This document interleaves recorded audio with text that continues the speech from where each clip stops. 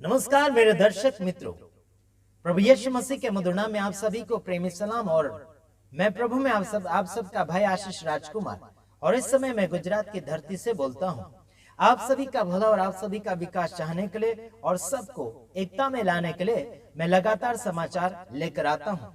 जो व्यक्ति सही करता है उसे सही मार्गदर्शन में हम उन्हें सलूट भी करते हैं। धन्यवाद। प्रभु आप सबको आशीष करें और लगातार आप लोग आगे की ओर बढ़ते चले जाएं। आइए हम कुछ बातें सुनने से पहले या फिर वीडियो क्लिप देखने से पहले आप सभी को कुछ बातें कहना चाहता हूं। भारत देश में ऐसे कारनामे आते चले जाते हैं। जो व्यक्ति अच्छा करता है, जो लोगों का भला करता है, लोगों का सुकून और शांति चाहता है, उसके खिलाफ में बहुत कुछ अलग अलग हिसाब से गुस्सा करके मारने और तोड़ने की बातें करी जाती है। तो मैं आपको कुछ बातें बताना चाहता हूं जो आप सुनना चाहिए और उसे फॉलो भी करना चाहिए और सुधारा भी कर लेना चाहिए। आइए देखते हैं कुछ समाचार, थोड़ा सा क्लिप वीडियो आइए देख लेते हैं। इनके पास कुछ है तो सही। अबे रोजगार के लिए पोस्टर लगाओ, शिक्षा के लिए लगाओ, स्वास्थ्य सेवाओं के लिए लगाओ। जो बहन बेटियों की इज्जतें लुट रही हैं, हिंदू हिंदू हिंदू और हिंदू यूनिवर्सिटी में फट सीधा काम कर दिया खराब। देश का आराम गालियां निकल रही है मुंह से। हाँ, जो पोस्टर लगाए गए हैं वो राहुल गांधी से सवाल यार मैं कह रहा हूँ हिंदू यूनिवर्सिटी में बलात्कार होता जब ये हिंदू संगठन मर जाते हैं सब। है जब हिंदू बेटी का बलात्कार, कितनी हिंदू बेटियों का बलात्कार हुआ, तब का मर जाते हैं, तब किसी का मुंह काला करने नहीं जाते। और कोई राष्ट्र हित में अगर कोई आवाज़ उठा दे शिक्षा के लिए, स्वास्थ्य के लिए, रोजगार के लिए, बहन बेटी की इज्जत सम्मान के लिए, केवल हिंदू विरोधी बना दिया। और ये कह दिया राहुल गांधी ने क्या कहा लोकसभा में, पहले सुन तो लो। हिंदू को हिंसक बताया ना। क्या हिंसक कौन ने कहा? हिंदू हिंसक नहीं हो सकता, समझे। नरेंद्र मोदी कोई हिंदू नहीं है, कोई हिंदुत्व तो नहीं है नरेंद्र मोदी भारत का, और ना ही RSS है, नहीं भाजपा हिंदुत्व है। मोदी जी तो हिंदू है। हाँ तो हिंदू है तो कहना उन्होंने कहा इसकी IT सेल के हिंदू ही तो भड़काते हैं, भारत के थोड़ी हिंदू भड़काते हैं। इसके किराए के जो हैं, जो पाखंडी हैं, जो किराए के हैं, हिंदुत्व के नाम पे जो IT सेल के लोग हैं वो भड़काते हैं और वही पोस्टर लगा रहे हैं। वही देश में इनके पास और कोई तो मामला है नहीं। ना शिक्षा पे बात करेंगे, ना स्वास्थ्य पे, ना रोजगार पे, ना सुरक्षा पे, ना बहन बेटियों की जो इज्जतें लूटी हैं इसके ऊपर कोई पोस्टर नहीं निकालते। कि मणिपुर में जो इज्जत लूट ली किन्होंने, भैंसी दरिंदों ने, वहाँ के वीरेन ने जो लुटवाई इज्जत, भाजपा के ने तो वहाँ उसका पोस्टर नहीं निकाला। उसका कौन लगा? तुम्हारा बाप लगाएगा उनका पोस्टर।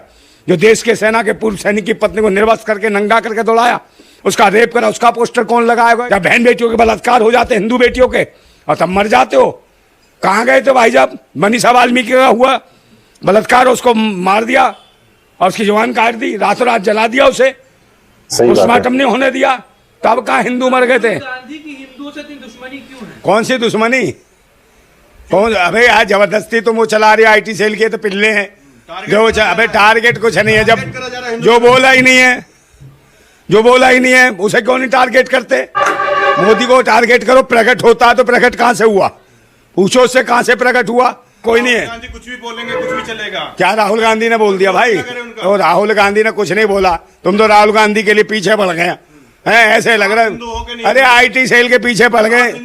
अब भाई राहुल गांधी ने नहीं करना ब्याह भी, IT सेल के अपनी अपनी दीदियां ला रहे, कर ले राहुल, कर ले ब्याह, नहीं करना अगले को तो उसे बदनाम कर रहे हैं। मर्जी है भाई, अपनी आजादी है, नहीं करना चाहता। और फायदा क्या जब करके छोड़नी पड़े मोदी की तरह, तो कोई फायदा नहीं है ऐसे। तो उन्होंने कहा पहले भाई हम ऐसे नहीं करते हैं, हम करते हैं तो रखते हैं। ये नहीं है मोदी की तरह के कर ली और छोड़ दी है, तो ये नहीं है काम राहुल गांधी का। तो ये राहुल गांधी को बदनाम करने का षड्यंत्र है और इनके पास कुछ नहीं है। सत्ता इनकी, सरकार इनकी है। सवाल इनसे पूछ लीजिए इनके पोस्टर क्यों नहीं लगते? और सब ये भाजपा के लोग, ये सब सारे, ये सब बेईमान है, देशभक्त है सब बेईमान। ओके, तो आपने देखा वीडियो, बड़ा अच्छा सा देखा। परमेश्वर तुम्हें आशीष करे। मिलिट्री वाले जो फौजी है उन्होंने काफी अच्छे से समझाने के लिए कोशिश किया, जमीर जगाने के लिए कोशिश किया लोगों का, और अपने आप में कैसे रहना चाहिए लोगों को, है ना, उनके कामों को याद दिलाते हुए इन्होंने बड़े अच्छे से जोश और होश में आवाज निकालकर बड़ी अच्छी बातें करी।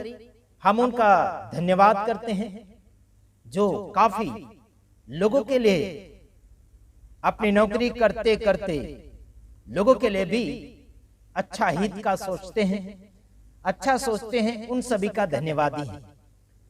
बीते हुए दिनों से लेकर आज तक काफी हंगामे हमारे पास पहुंचते चले आते हैं। शिकायत के ऊपर शिकायत पहुंचती है। कहते हैं कि आशीष इनके खिलाफ में कुछ तो बोलो। मेरे तमाम भाइयों बहनों, हमें भारत देश के अंदर रहने वाले चाहे छोटे बड़े लोग हैं, उन सभी को एक साथ ले जाने की कोशिश हम करना चाहते हैं। और जगत भर में अलग अलग जगह पर बलात्कार किए जाते हैं, धर्मों के नाम पर उन्हें नंगा किया जाता है, धर्मों के नाम पर उन्हें मारपीट की जाती, घरे जलाए जाते हैं, उनके खेत हड़ पे लिए जाते हैं और उनके घर कब्जे में किए जाते हैं। उनके अनाज जो है ग्राम पंचायत में जमा किए जाते हैं। ऐसे कारनामे हमारे पास बहुत पहुंचे। छत्तीसगढ़, यूपी, बिहार के अंदर से काफी ऐसे शिकायतें आते चले जाते हैं। मेरे तमाम भाइयों बहनों, हर धर्मों में कर्मों की बात की जाती है। भूखों को खाना खिलाना चाहिए, बल्कि लोग आज उनकी खेती के अनाज को यानी कि ग्राम पंचायत में जमा किया जा रहा है, वहां पर ताला लगाया जा रहा है। और कुछ लोगों को यूपी के अंदर ऐसा किया गया था, सुबह से लेकर दोपहर तक उनको ग्राम पंचायत के अंदर दरवाजा लगाकर अंदर ही रखा गया। बाद में उनके साथ वार्तालाप यानी कि बातचीत की गई कि अगर आप ईसाई धर्म को नहीं छोड़ते हैं तो हम आपको कोई भी प्रकार का हिस्सा नहीं देंगे करके ऐसी बातें सुनने के लिए हमें मिली। और अगर आप ईसाई धर्म को छोड़ते हैं तो आपका अनाज और खेती आपको दी जाएगी करके वहां पर वादा करवाया गया। मेरे पास फोन भी आया था। तो मैं आप सभी को, जितने भी मसीह भाई बहन हैं, आप सभी को हिम्मत दिलाने के लिए और हिम्मत देने के लिए काफी ऐसी बातें बोलना चाहूंगा। जो परमेश्वर आपके साथ है, आपको डरने की आवश्यकता नहीं। जो चिड़ियों को खाना खिला सकता, जो जानवरों को खाना खिला सकता, वो सारी दुनिया का वो रचनाकार और पालनहार परमेश्वर, क्या आपकी और मेरी क्या वो पालनहार नहीं है? जरूर है। आप और मुझे वो पाल सकता है। चिड़िया चिंता नहीं करती, उसका एक घोंसला अगर कोई तोड़ दे तो दूसरा घोंसला वो बना लेती है। मेरे तमाम भाइयों बहनों, उसी प्रकार से आपका अगर किसी ने घर तोड़ दिया, डरने की आवश्यकता नहीं है ना। आपका घर, खेती बाड़ी, अनाज कब्जे में कर लिया, आपको डरने की आवश्यकता नहीं। जो आपका हक है, उस हक को अपने दायरे में रखने के लिए आगे बढ़िए।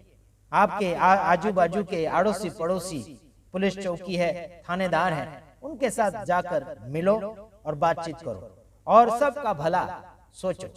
आजकल संसार में गाली गलौज दिया जाता है, गाली माँ बहन की गाली देते हैं। गाली देने के लिए कोई भी धर्म इजाजत नहीं देता। अगर ऐसा कोई करता है तो उसके ऊपर कानूनी कार्रवाई लागू हो सकती है। तो ध्यान पूर्वक आगे की ओर बढ़ते चले जाना चाहिए। जितने भी मसीह लोगों के खिलाफ में अलग अलग प्रकार के आरोप और योजनाएं और षड्यंत्र रच रहे हैं, आप सभी को इतना बताना चाहता हूं कि आपके पास अगर ईमानदारी है, ईमानदारी का प्रचार करें और ईमानदारी की बातें सामने अगर लेकर आते हैं तो आप विजय होंगे। लेकिन मसीह लोगों के ऊपर कितना भी झूठ का आरोप लगा लो, कोई हरकत नहीं यारो। मसीह यीशु जिताने वाला खुदा है, हमेशा जीत की विजय होती है। कभी झूठ कभी जीत नहीं पाया। अगर उसने यानी कि दगा धड़ी करी तो सामने जरूर आ चुका है। बीते हुए दिनों में राजनीतिक लोगों ने भी ऐसे कारनामे खेले जो लोगों को गुमराह करने के लिए कोशिश करी, बल्कि वो पर्दा खुल चुका है। आइए हम कुछ वचनों के द्वारा आपके सामने बातचीत करेंगे। आपका और मेरा धार्मिक कार्य, आपका और मेरा धार्मिक गुण फरीसी और शास्त्री से बढ़कर होना चाहिए।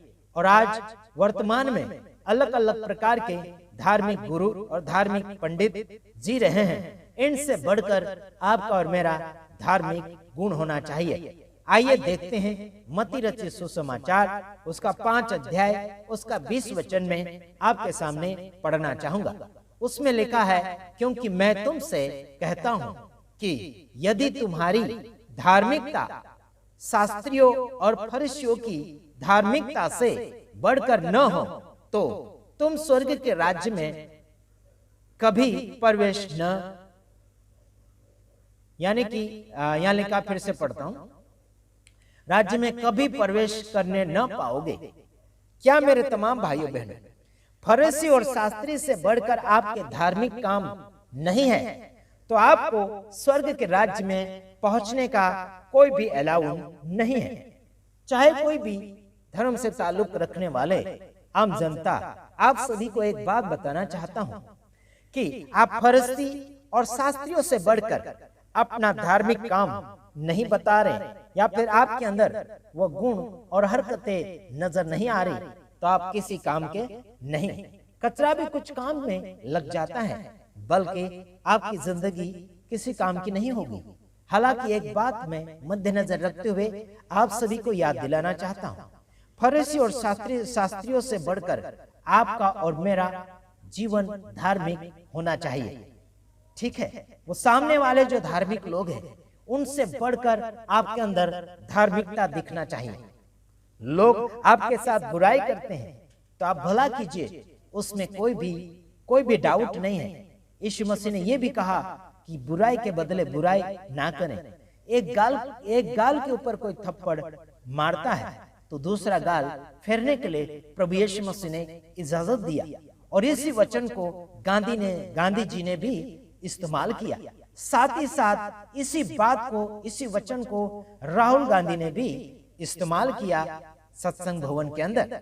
मेरे तमाम भाइयों बहनों, वचन अलग अलग जगहों के ऊपर इस्तेमाल किए जाते हैं ताकि लोगों को सावधान और तेज करने के लिए वचन इस्तेमाल किए जाते हैं, बल्कि कुछ लोगों ने खेल बनाकर रखा परमेश्वर के वचन को। कुछ लोगों ने परमेश्वर के वचन को जलाया। अरे तुम एक किताब जला सकते हो, लेकिन वचन बोलने वालों को जला नहीं सकते। मतलब जिसके मुंह से वचन निकले, प्रभु परमेश्वर के मुंह से वचन निकले, उस मुंह को तुम रोक नहीं सकते। एक किताब जला दोगे, 4 किताबें जला दोगे, क्या कर लिया आप लोगों ने? क्या धाड़ मार लिया? किताबें छापने वाला और किताब के अंदर छपाने वाला जिंदा है यार। हेलो, तुम कितना लोगों को मारोगे? कितनी किताबें आप जलाओगे? कितनी किताबें आप नष्ट करोगे यारो? तुम जलाते जलाते थक जाओगे, है ना? विरोध करते करते थक जाओगे, है ना? रोकते रोकते खुद रुक जाओगे। लेकिन ये खुदावन का काम ना ही तो कभी रुकेगा और ना ही तो कभी झुकेगा। इस काम को रोकने के लिए काफी लोगों ने बहुत कोशिश कर ली। ये नई बात नहीं है, 2024 साल से पहले ये घटनाएं घटती चली जा रही, लेकिन ये काम कभी रुका नहीं, है ना? यानी कि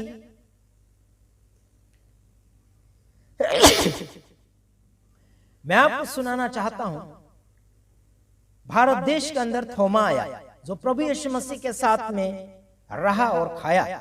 वो थोमा भारत देश के अंदर आकर प्रभु परमेश्वर का सुसमाचार प्रचार सुनाते हुए अपने आप को शहीद कर दिया, और वहां से काफी जगह सुसमाचार वायरल होता चला गया, लेकिन अभी तक रुका नहीं। ये मरते दम तक आपकी पीढ़ी दर पीढ़ी आपकी नष्ट होती चली जाएगी, लेकिन खुदावन के कलाम और खुदावन के वचन कभी भी नष्ट नहीं होंगे यार। याद रखना, जिस परमेश्वर से आप झगड़ा करना चाहते हैं, जिसके साथ आपने पंगा लिया, जिसके साथ तुम दंगा करना चाहते हो, वो परमेश्वर, यहाँ का परमेश्वर धरती का राज करने वाला नहीं है। वह परमेश्वर स्वर्ग का राज करने वाला है। वह परमेश्वर स्वर्ग का मालिक है। स्वर्ग और पृथ्वी के ऊपर अधिकार रखने वाला ये है। मेरे यारो, तुम एक कठपुतली हो। हम इस संसार में मेहमान के रूप में आए हुए हैं। एक दिन हम चले जाएंगे, उम्र घटती चली जा रही है। काफी लोगों को ऐसा लगता है कि हमारी उम्र प्रभु ने अच्छी दी है, इसलिए सुकून से रह लेते हैं। नहीं यारो, मेरे तमाम भाइयों बहनों, आपके एक एक साल एक एक दिन के 12 घंटे, रात दिन के 24 घंटे आपके अपनी जिंदगी से चले जा रहे हैं, वो लौट कर वापस नहीं आएंगे। टाइम पास करने का समय नहीं है। जिन्होंने इस आदत को अपना रखा है टाइम पास करने का, तो समझ जाइए आपके पास समय कम है। आपका जो समय है वो घटता चला जा रहा है। इस समय को आप फायदे में उठा लीजिए, फायदा उठा लीजिए और आगे की ओर बढ़ते चले जाइएगा। Hallelujah, praise the Lord. प्रभु आप सबको आशीष करें और लगातार आगे की ओर बढ़ते रहें। हम आप सभी को सही मार्गदर्शन में ले जाने के लिए कोशिश करते हैं। धन्यवाद। तो हम दूसरे वीडियो में आएंगे, तब तक के लिए हम आपसे विदाई चाहते हैं। आप सभी का मैं शुभचिंतक, आप सभी खुशी मंगल में रहें और एकता में रहें। प्रभु आप सबको आशीष करें। आमीन।